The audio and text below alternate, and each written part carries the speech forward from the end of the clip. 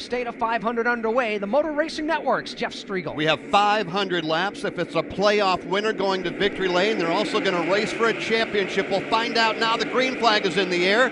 Denny Hamlin on the outside. Eric Almirola right there with them as they work off turn number 2. Hamlin will lead the way off turn 2 to the back straightaway. Almirola looking to slide in line in second. He won't have the opportunity to do it. Here comes Martin Truex Jr. to the inside. Off turn number 4, Denny Hamlin. He'll lead lap number 1 here at Virginia. Martin Truex Jr. gets up underneath Eric Almirola. The hole stays open for Blaney. Almirola, at least for now, hung out to dry on that outside lane. Ryan Blaney will force his way to the bottom of the racetrack. He'll take over the number 3 position. Almirola slides in line behind him. They're 3 wide for 5th place. Eric Jones gets shuffled way wide to the high groove. Give the advantage to Clint Boyer. He will drive by Michael McDowell and Eric Jones. They're still 3 wide now. Further back, William Byron on the inside. Eric Jones in no man's land right now. He's done a full lap 3 wide. Nobody will cut him a break. Finally, he'll get it back down to that outside groove in the second lane. He's been kicked well outside the top 10. Boy, great qualifying position from Michael McDowell in the 5th position. But now, guys, he is just falling like a rock as he goes into turn 1. He's just kind of getting punted out of the way. I mean, a couple cars have got in the side of him, got in the back of him. That car's definitely not as quick as Michael would love to have it right now, that's for sure. Not at all, as Joey Logano will go to the inside. Matt DiBenedetto, Brad Keselowski, they'll line up to try to get a fender alongside to keep Michael McDowell pinned on that outside lane. Still, there's slight contact. DiBenedetto is there. Matt DiBenedetto muscles his way to the inside of McDowell. Brad Keselowski next in line. Michael trying to get to the bottom of the racetrack, cannot do it. Keselowski to the bottom with Eric Jones in tow. That is the battle just outside of the top 10 now, a little bit further back. Let's pick up Jimmy Johnson, who is in a big-time battle. You've got Ricky Stenhouse, Alex Bowman, Daniel Hemrick, Bubba Wallace, Dave Moody. It's on coming off turn number 2. Yeah, a bit of a hornet's nest going on right now. Jimmy Johnson trying to get to the bottom of Ricky Stenhouse Jr. Cannot do it. Stenhouse will hold him off. Right behind them, Daniel Hemrick to the low line on Bubba Wallace. Challenge and change for 4th off the 4th turn. Clint Boyer got up underneath Eric Almirola. Boyer now up to the 4th spot. Boyer's got a pretty good hot rod here in the early going. He easily rotated that car midway through the curve, dropped to the inside of Almirola. Eric now has got Daniel Suarez in his rearview mirror. We got 7 laps in. Denny Hamlin has led all 7. Right now he is leading over his teammate, Martin Truex Jr., Ryan Blaney 3rd. Clint Boyer goes 4th, then Eric Almirola 5th. Daniel Suarez, William Byron, Kyle Busch, Joey Logano, and Brad Keselowski now completing the top 10. That is that look at the top 10. Since 8 laps go on the board, 81 degrees Rusty Wallace, the hottest race here at Martinsville Speedway since April of 2004. Refresh me, who won that race in 2004? I think I won that race, I believe you didn't I? did. Yeah, Rusty, you did win that race. Hottest race since 2004. It's now 9 laps into this thing. How soon do these drivers get a feel of their race car with this racetrack, given that they practiced yesterday in completely different conditions? Well, they're feeling something right now, Alex. There's no doubt about that, whatever the car is doing, whether it's losing the front end or losing the back end, just overall loss of grip. But they need to get probably about 30 laps under their belt to see kind of where they're at right now. And then hopefully when they get the first caution, that's when you're going to see the wrenches really flinging on these cars, trying to make some adjustments and get them hooked up. Because here's one thing, they have not practiced in this hot a temperature. So it is hot today, and we'll see what happens. Dave Moody, make a note, the 4 and the 42, probably only 10 laps in, don't like each other anymore. Nope, that one's over. The love affair, if it ever existed, are over. They've been beating and banging on each other just a little bit here. For the moment, Kyle Larson has made his way inside of Jimmy Johnson and gotten away, has Kevin Harvick now by about 2 car lengths. Since we're early in the race, the front of the field has been able to find a little bit of breathing room, but that's going to quickly change here in the matter of a couple of laps. Denny Hamlin begins to close in on the tail end of the field. Garrett Smithley will be the first driver. The race leader will encounter. Yeah, Smithley's been struggling a little bit in the early going. He had a left front tire rub, even under caution before we went to the green flag.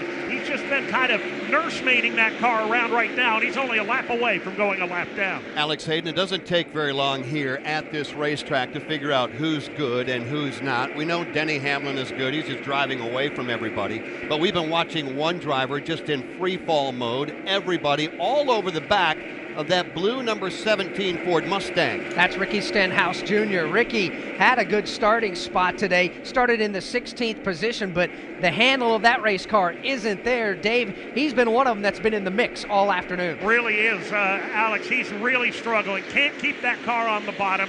Can't get to the throttle coming off the turn, and that has just opened the barn door down low for other drivers to take advantage. Well, how about this? It won't be long, and Chase Elliott will be knocking on the back door. Chase Elliott started out back, if you remember. Rusty Wallace just told you. They lost an engine here on Friday. It blew up only 4 laps into practice, and all of a sudden, he is just flying through the field. He will work now by Paul Menard in that Wood Brothers Ford and set his sights on even more cars as he works into turn number 1. Ryan Preece's machine is dead ahead as they work through turns 1 and 2. Then Bubba Wallace in front of Bubba, the Daniel Hemrick machine.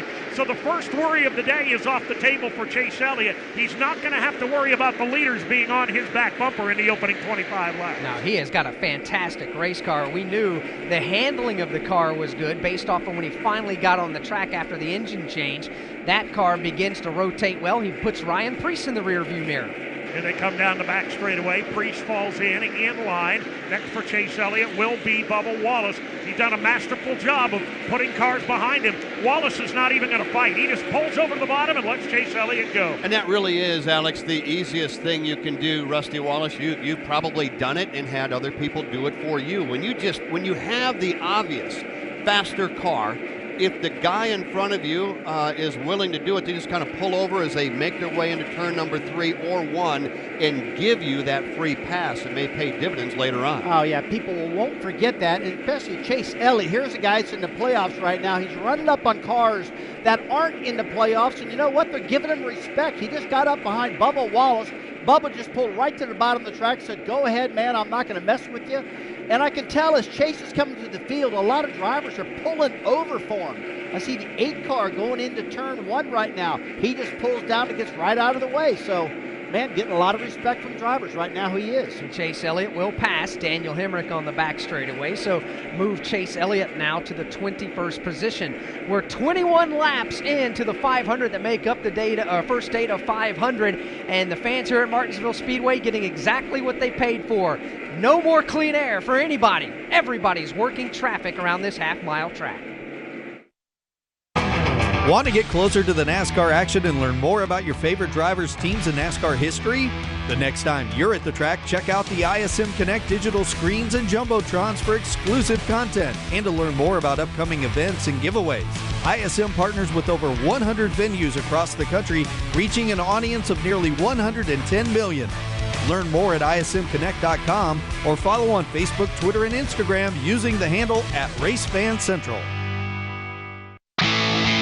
Winged Nation, your go-to for Wayne Sprint Car Talk, news and information. Find all the episodes of Winged Nation on your favorite podcast platforms. Steve Post, Ashley Stremme, and Aaron Evernhead go in-depth with the race winners and personalities from dirt tracks all across America. Like Winged Nation on Facebook. Follow Winged Nation on Twitter. You'll get stories and information and live broadcasts of Winged Nation shows from some of the top dirt tracks in the nation. Winged Nation, your home for winged sprint cars. 24 laps down, Denny Hamlin continues to show the way. The rest of the top 5 hasn't changed in the last couple of laps. Martin Truex Jr. is 2nd. Ryan Blaney is 3rd. Clint Boyer 4th. And Eric Almirola rounds out the top 5. From Martinsville Speedway, this is the Motor Racing Network, the voice of NASCAR. The 1993 Cup Series season had more than its fair share of twists and turns. Checkered flags waving. I look in my mirror, and here's Earnhardt right on my tail, and he goes down low to pass me. And I said, oh, no, you don't. As Wallace spins, Wallace's car goes on its nose. Hear stories that you've never heard before in a 10-part series called The 1993 Season. And Davey was behind me, and we came off the corner, and there's a guy standing in the middle of the racetrack. You can download it for free on iTunes and at MRN.com right now. The battle for the 2019 championship will be filled with twists and turns. We got to kind of calm down for these speedway races because you can use the bumper, but you end up taking 10 other people with you. Each weekday, NASCAR Today brings you the top stories in the sport. That's a totally different experience for me and Cup. In the garage, at the track, or behind the scenes, NASCAR Today keeps you up to speed every weekday. Go for it. What do we got to lose? I don't know. I mean, you might as well try it, right?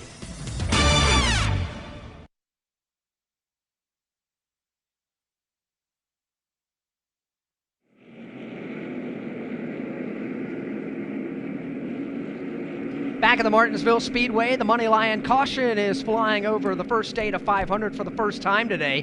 Big chunk of debris now hanging off the side of one of the cars that came off. Ross Chastain got into the side of someone else and then had the back end of the right rear corner, had a crush panel come loose on that race car and go flying off. So debris is on the racetrack right here on the front straightaway off turn number 4. And the Money Lion Caution flies. Denny Hamlin continuing to show the way. Let's talk about the guy that ran over that debris, and that is a individual driving the number 36 car, normally driven by Matt Tifft. However, Matt and Alex weigh in on this. Matt, with an issue here on Friday, had to leave the grounds, and Matt Crafton was asked to step in and drive the number 36. Yeah, Matt Tifft was moved to the infield care center, then transferred to a local hospital yesterday morning, and then they have since released him. He's home. Matt Tifft has tweeted, and Matt, if you're listening to us, we appreciate you checking in and telling us you're okay, and all the best to you. Pit lane is open. Lap number 30. The leaders now all peel off the racetrack and they come down the pit lane. We'll start with the Eric Jones stop in front of Dylan Welch. And Daniel Suarez is into his stall right here at the entry to pit road. Crew going around to the left side as well. Brad Keselowski in at this end of pit road, as is Eric Jones. Looks like 4 tires and fuel for everybody down here at the entry to pit road. Winston. And Denny Hamlin's going to come to the attention of his crew. He's all the way around, almost at the exit of turn 2. He's been happy with the race car, obviously out front, right side tires going on. Joey Logano behind him. Looks like the rest of the cars on this end of pit road. Clint Boyer, Kevin Harvick among those, getting 4 tires in Sunoco fuel. Who is going to be first off of pit road? Martin Truex Jr. Problem on the left side. Denny Hamlin's crew. Very, very, very slow. He comes in first. He goes out about 5th or 6th. A very slow pit stop. Trouble on the left side for the FedEx team. Steve Post. Martin Truex Jr. in and out the quickest. 4 tires, Sunoco Racing Fuel. Also, Kyle Busch was. Almirola and Kevin Harvick on pit road a long time. They have not been happy with that race car, been fighting a grip problem. Reverse the changes that they had made on the second stop, on the third stop. We'll go find out what they did this time. And for Clint Boyer, when they came down pit road, the team looked a little bit confused as to what they were going to do. Mike Bubgarevich, the crew chief on the car, called for left side tires, trying to minimize the losses here on pit road, and just cost them some extra. They came down and did 4 tires this last time. Dylan? And Winston, Brad Keselowski was reporting that drive that he lost most of his forward drive off the corner. It was a 4 tire and fuel stop for him. And they also looked at that left rear damage from his contact with Jimmy Johnson the last time they were down pit road. Just kind of pushed in that left rear fender flat. It wasn't having any jagged edges or anything, just kind of shoved it inward a little bit. So they pulled that out and sent Brad on his way. All right, we'll come to the green flag in a moment from Martinsville Speedway. This is the Motor Racing Network, the voice of NASCAR. Jake was in big trouble with the IRS. He owed how much? $92,000. Ouch. And the IRS left no room for Jake to breathe. They put a lien on my house, took all the money out of my bank account, took money out of my paychecks. So it was a nightmare. He needed help fast. I figured that all these companies were the same until I called Federal Tax Management. You could just tell they knew what they were talking about. Right then and there, I felt like I had some hope. Stop the liens, levies, and garnishments fast and qualify for one of several special IRS programs that could reduce or even eliminate your tax debt. So, how'd it go for Jake? They did what they said they would do. They came through for me. I ended up saving an unbelievable amount. I was so jazzed. I was extremely happy. If you owe more than $10,000 in back taxes, take Jake's advice. Give Federal Tax Management a phone call. If they help me, they can help anybody. Call the Federal Tax Management Hotline now. 800-242-1706. 800-242-1706. 800-242-1706.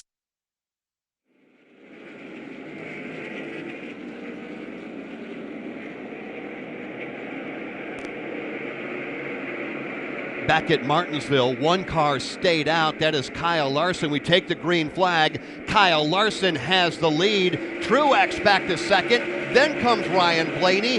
Joey Logano, Eric Almirola, they're side by side for 4th. Perhaps shockingly, Kyle Larson gets the jump on Martin Truex Jr. despite Truex having new tires. Larson on old. It's Larson, Truex, Blaney, then Almirola to the inside of Joey Logano. At the start-finish line, one more lap to go. Stage number 2, and valuable points on the line. It's Larson and Truex. Kyle Larson trying to swipe 10 stage points, but he may not get him here. Truex to the bottom of the racetrack. He's got the whole shot into turn number 3. Here they come, racing for the line. What a move by Truex off turn number 2, and it will pay off. Truex will get back to the stripe first and see the green and white checkered flag